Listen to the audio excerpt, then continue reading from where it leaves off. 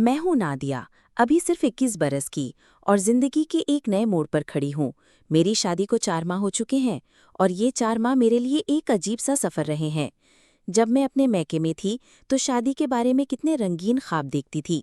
मैं तसव्वुर करती थी कि मेरा शौहर एक दबंग, खूबसूरत और मजबूत इंसान होगा जो हर मुश्किल में मेरा सहारा बनेगा। उसकी आवाज़ में एक जादू होगा और उसकी हर बात दिल को छू जाएगी। लेकिन जब शादी हुई और मैंने पहली बार अपने शौहर वसीम को देखा तो मेरे सारे ख्वाब जैसे एक लम्हे में बिखर गए। वसीम एक सादा से इंसान थी, ना ज्यादा लंबे, ना चौड़े कंधों वाले और ना ही वो दबंग शख्सियत जो मैंने अपने ख्यालों में बनाई थी। वो खामोश, तबा, शर्मीले और अपनी दुनिया में गुम रहने वाले इंसान थे। शादी की पहली रात जब हम अपने कमरे में अकेले थे, उन्होंने सर झुकाए हुए कहा, नादिया, शायद मैं तुम्हारे ख्वाबों जैसा ना हूं, लेकिन मैं वादा करता हूं कि तुम्हारी हर खुशी का ख्याल रखूंगा।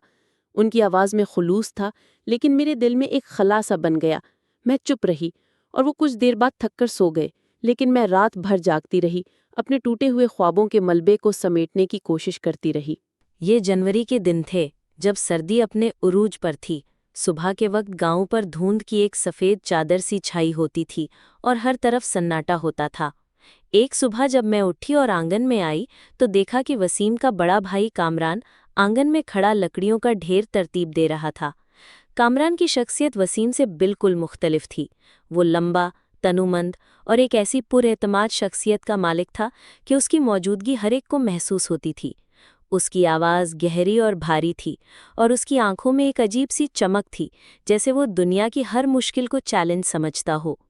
सर्दी के उस मौसम में जब सब रजाइयों में दुबके हुए थे, वो सिर्फ एक पतली सी शॉल ओढ़े खड़ा था, जैसे सर्दी उसे छू भी ना रही हो।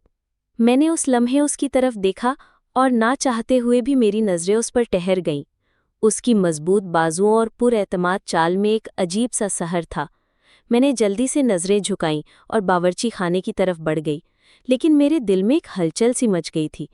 मैं खुद से लड़ रही थी कि ये क्या हो रहा है, क्यों मेरा ध्यान बार बार कामरान की तरफ जा रहा है। बावर्ची खाने में पहुंचकर मैंने चूल्हे में आग जलाई।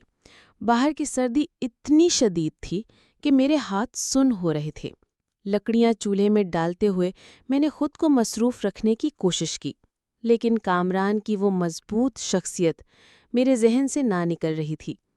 तभी सास की आवाज़ आई, नादिया, ज़रा जल्दी से नाश्ता तैयार कर दो, सब भूखे हैं। मैंने फ़ौरन रोटियां बनानी शुरू की। कुछ देर बाद वसीम और कामरान दोनों आंगन में आकर बैठ गए। मैंने चुपके से झांका। वसीम एक गर्म कंबल ओढ़े बैठा था, जबकि कामरान ने सिर्फ वही पतली शॉल ओढ़ी हुई थी। वसीम की ये सादगी मुझे खलने लगी। मैंने कभी नहीं सोचा था कि मेरा शौहर इतना नाजुक मिजाज होगा। नाश्ता तैयार करके मैंने दोनों के सामने रखा।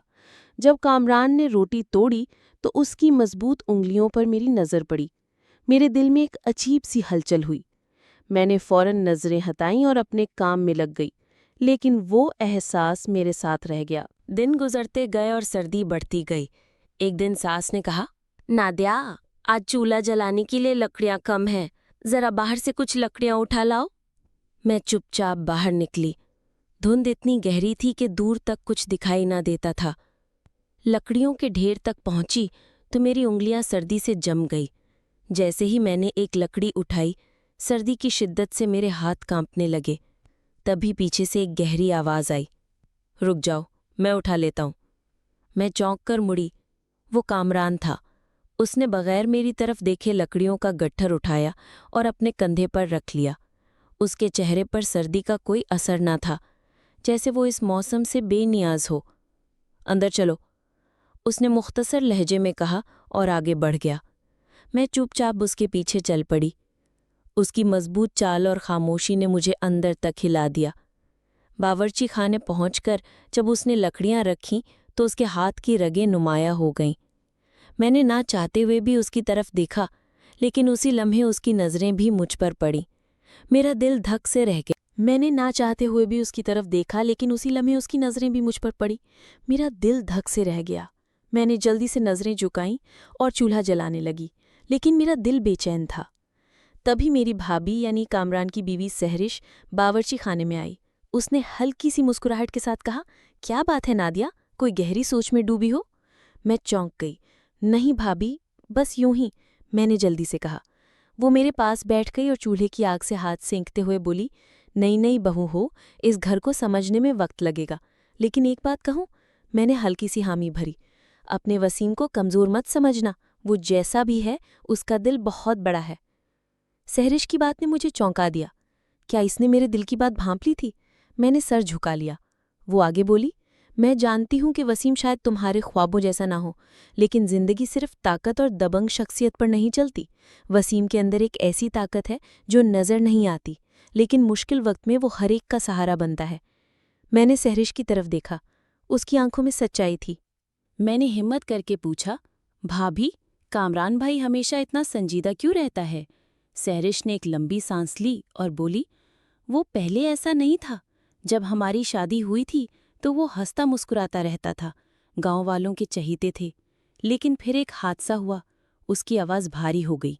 हमारा पहला बच्चा इस दुनिया में ना रह सका। उस सदमे ने उसे बदल दिया। अब वो अपना दुख छुपाता है, लेकिन उसकी आंखों में वो दर्द अब भी नजर आता है। सहरिश की बातों ने मुझे हिला कर रख दिया। अब मैं समझ रही थी कि कामरान की संजीदगी और खामोशी के पीछे एक गहरा राज छुपा है। वो सिर्फ मजबूत ही नहीं, बल्कि अंदर से एक जख्मी रूह भी था। उस रात सर्दी और बढ़ गई थी। घर वाले रजाइयों में दुबके हुए थे, लेकिन मेरी आंखों से नींद गायब थी। मैं अपने कमरे में लेटी थी, लेकिन दिल और दिमाग में एक अजीब सी कश्मकश चल रही थी।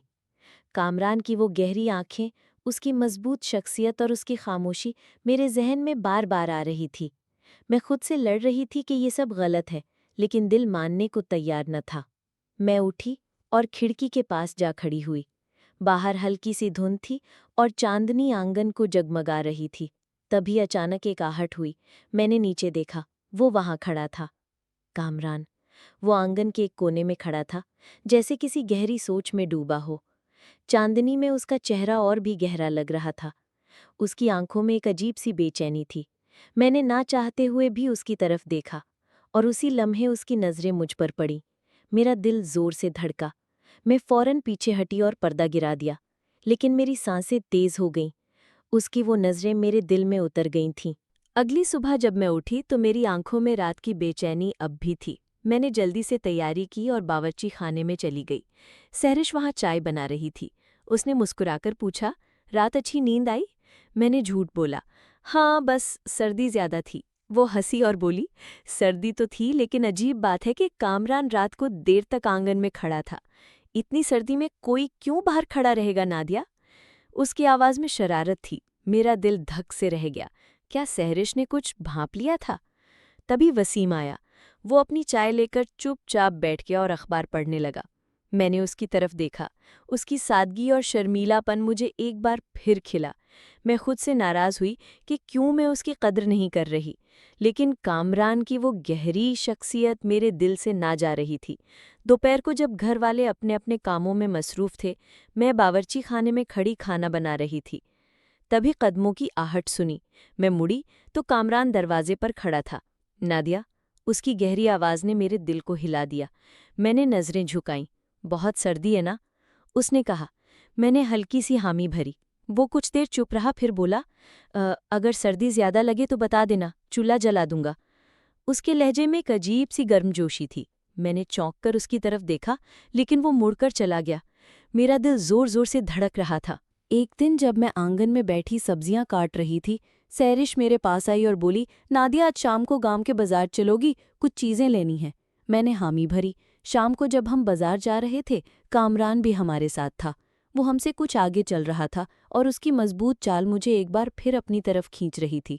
सहरिश ने मेरी तरफ देखा और हल्की सी मुस्कुराहट के साथ कहा, देख नादिया, जिंदगी हमेशा वही नहीं देती जो हम मांगते हैं, लेकिन जो मिलता है उसे कबूल करके उसे खूबसूरत बनाना हमारे हाथ में होता है। इसकी बातों ने मुझे सोच में डाल दिया।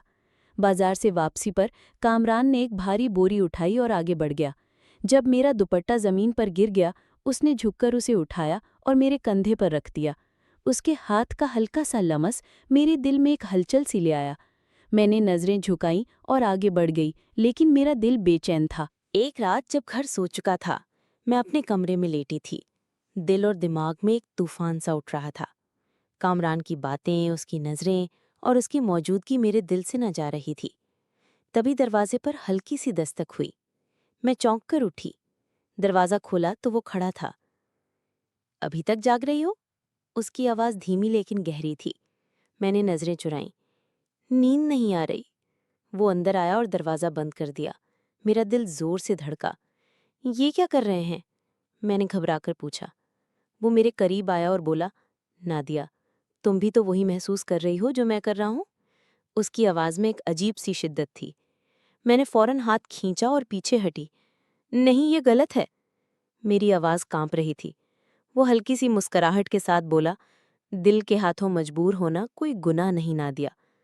तभी बाहर किसी के कदमों की आहट हुई। हम दोनों ने एक दूसरे की तरफ देखा। मैंने फौरन कहा, बराए करम जाएं, ये सब कभी नहीं हो सकता। वो कुछ देर मुझे देखता रहा, फिर बोला, ठीक है नादिया, ये आखिरी बार था, और वो चला गया। अगली सुबह जब मैं उठी तो दिल हल्का सा था। मैंने वसीम की तरफ देखा जो चुपचाप चाय पी रहा था। उसकी सादगी में एक अजीब सा सुकून था। मैंने खुद से वादा किया कि अब मैं अपनी शादी को एक नया मौका दूंगी। कामरान की वो गहरी आंखें अब भी मेरे जहन में थीं, लेकिन मैंने उन्हें भूलने का फैसला कर लिया था।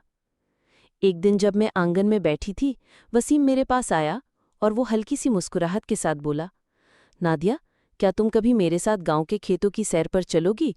वहां शाम को बहुत सुकून मिलता है। उसकी आवाज़ में एक अजीब सी मासूमियत थी। मैंने उसकी तरफ देखा और मुस्कुराई। हाँ, क्यों नहीं? उस लम्हे मैंने वसीम के दिल की गहराई को समझा। शायद वो दबंग न था, लेकिन उसका दिल सच्चा था। जिंदगी ने मुझे सिखाया कि ख्वाब हमेशा हकीकत से नहीं मिलते, लेकिन हकीकत को कबूल करके उसे खूबसूरत बनाया जा सकता है। और उसी दिन से मैंने अपने सफ़र को एक नई नज़र से देखना शुरू किया।